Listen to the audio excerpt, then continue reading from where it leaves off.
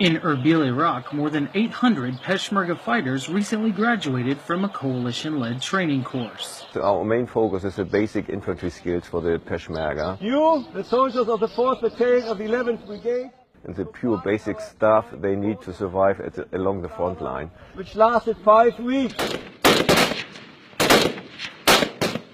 Especially when it comes now to the next operation in the northern part of Iraq. The coalition-led training teaches basic infantry skills that they will use in the fight against Daesh.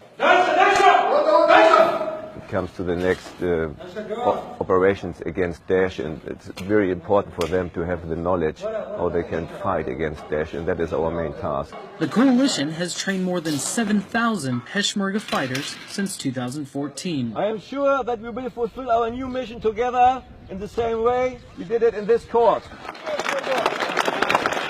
For Operation Inherent Resolve, I'm Army Staff Sergeant William Rainier.